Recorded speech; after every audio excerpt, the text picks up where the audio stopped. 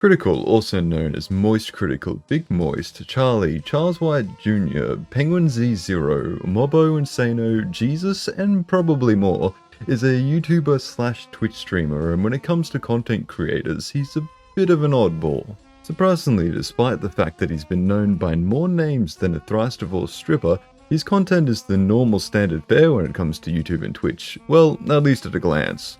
Tier lists, reaction videos, opinion pieces, movie and game reviews, gameplay videos, and a variety of original ideas are just some of the things to be expected from his content. While creating such diverse content is impressive, it's not what makes him odd. No, that would be the sheer amount of content he creates due to his daily upload schedule, and its very broad, often very niche subject matter which makes his content some kind of strange daily lotto.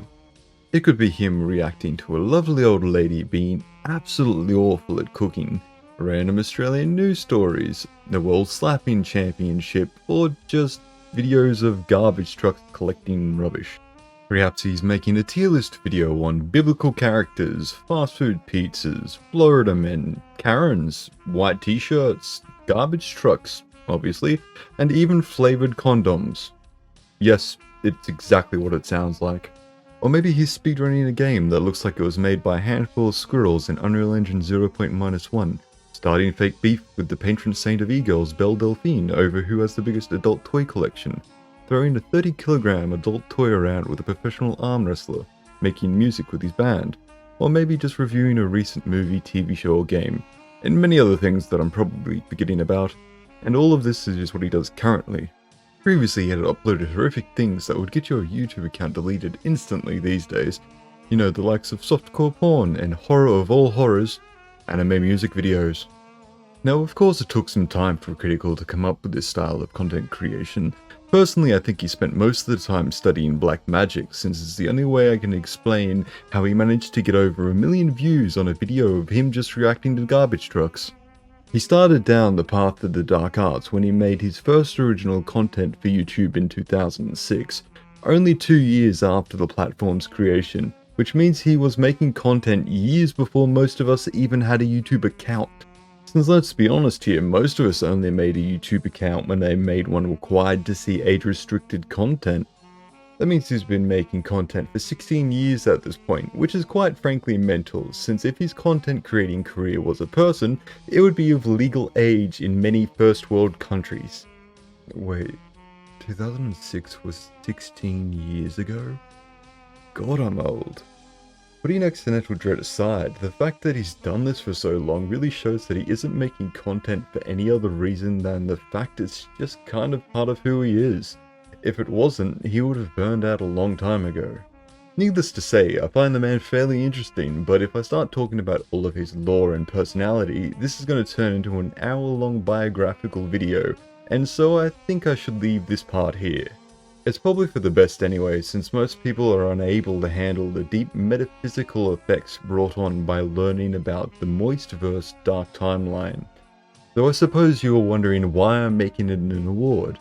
Well, recently when he won a Streamer Award, Critical mentioned that he hadn't won many awards, which is something that I think should be rectified. And since I can't force the Academy into giving him his rightfully deserved Oscars for his pivotal and quite frankly breathtaking role in the Hunger Games, I figured, fine, I'll do it myself. Right, since all of that's out of the way, it's time to make the award.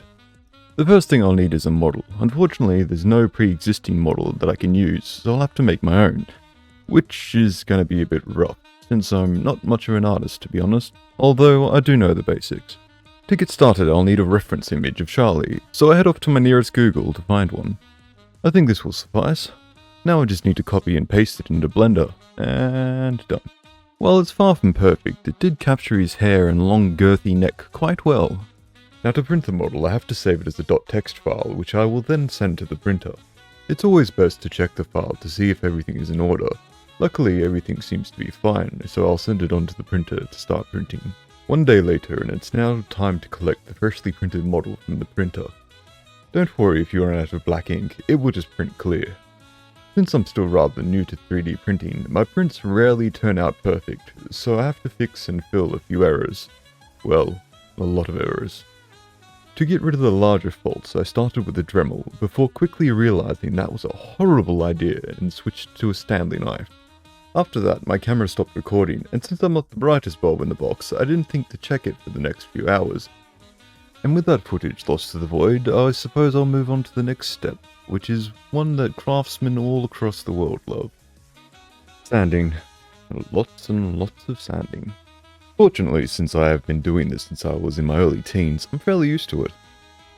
Back then, I would spend hours laboriously sanding down my bike frames before repainting them. Of course, I was 12 at the time, so I had no clue what I was doing, so I sent them back to raw metal every time, which was completely unnecessary. Eventually, I became better at it, learning various techniques, whether you should do it dry or lubricated, and the different types of powered and unpowered equipment you can use to get a better finish. Though ultimately I'd find out about strippers, which changed the way I went about the whole process, causing sanding to become almost completely redundant, because why put in hours of work doing it by hand if you can just use some stripper and then sit back and let it do all of the work? Unfortunately, strippers have a tendency to be volatile, toxic, and generally rather dangerous if used incorrectly, not to mention they don't smooth the surface and can actually cause damage depending on the material you're using them on. This is exactly why I'm not using one right now, despite my arm really wishing that I was. Though in the end it depends on the job you need done. If you need a smooth finish on something delicate, doing it by hand is the way to go, but if you need something quick, dirty, and possibly hazardous to your health, that's a job for a stripper. With sanding done, well, for now, it's time to assemble it.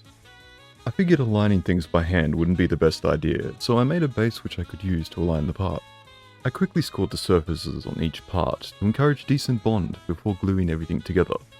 Now there is meant to be a nameplate, but it's been kind of a pain to make. I thought I had one that I could use, but it turned out to be warped, making it useless. So I figured that I would work with what I just have, and then attach the nameplate later when I work out how to actually make one.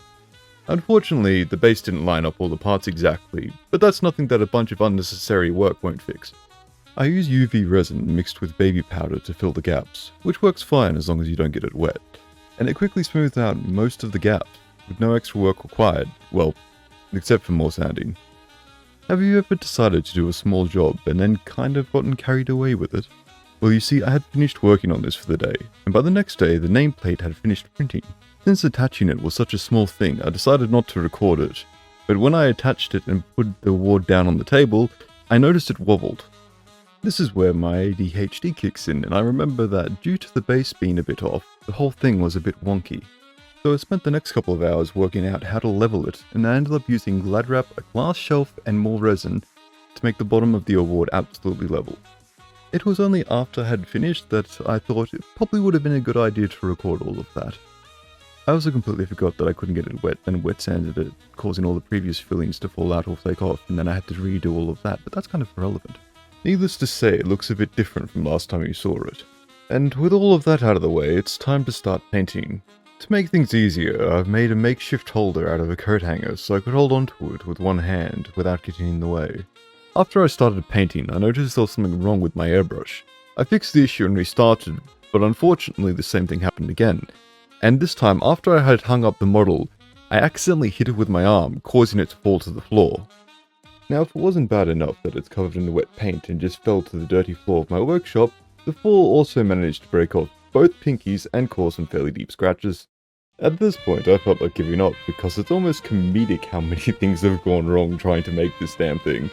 Honestly, I have suffered at least like 90 points of sanity damage from trying to do this voiceover alone. Luckily, I have a passive that stops me from going completely insane and giving up, which is nice, but unfortunately it does make me pretty bad at going jungle, although I am happy to go top as long as I'm not versing Vayne.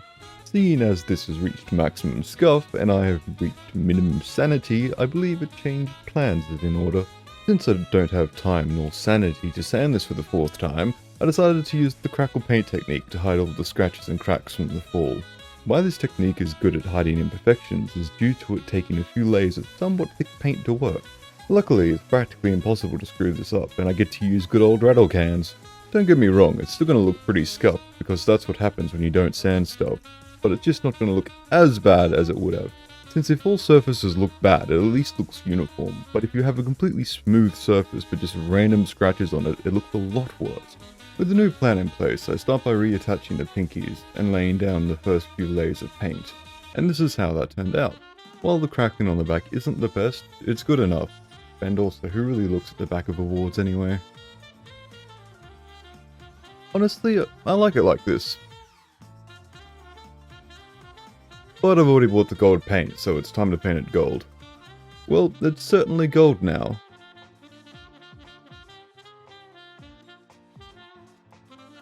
Now time for the really fun stuff. Painting the small details. You have to love it when the last step is really easy to screw up, and it will cost you severely if you do so.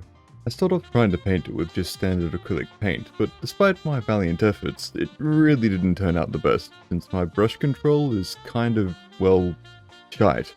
So I began to think of alternatives. Since I'm going to be clear coating it, I don't really need something hard wearing, I just need something black. And I just so happen to have a bunch of permanent markers laying around, so I'm just going to give those a shot. Since it's only a small area, I decided to try it on the nameplate first, and it showed promise. If I do multiple layers or work out a way to lay thicker layers of the ink down, it should actually work out really well. Before applying the ink, I thought it would be best to remove the black paint. It shouldn't be too hard considering the paint is still wet. I was right, the paint came off rather easy, and so did the gold paint around it, which I didn't intend to remove. Fortunately, I have enough paint to repaint it. Now I'm a patient person, so I waited until the paint had completely dried to apply the ink. Of course I'm joking, I tried to apply the ink when it was only touch dry. I forgot to take into account that permanent marker has a solvent in it, so that just ate through the top dry layer of paint, exposing the wet layer beneath, which caused things to go to hell real quick. So I repainted it. Again. And this time I actually waited for it to be completely dry before applying the ink. And now that that's done, it's time for the clear coat. The best thing about clear coat, well, I should say paint in general, is that if you coat something in enough layers of it, it will eventually become smooth, regardless of how scuffed the surface actually is.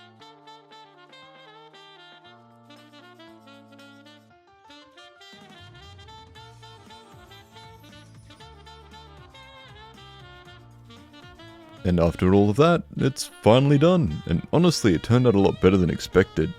But that's not really saying that much, since my expectations were pretty freaking low.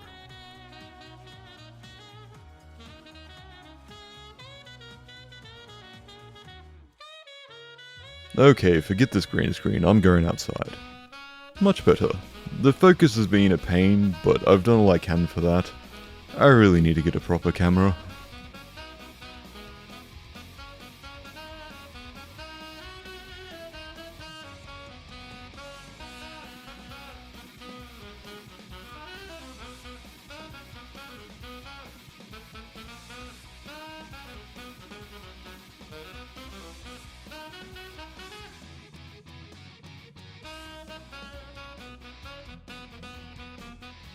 Well, I've learnt a lot making this, and it was fairly entertaining for me, for the most part, and I figured since I already have the model, if you would like to see me try and make a floppy version of this, like the video.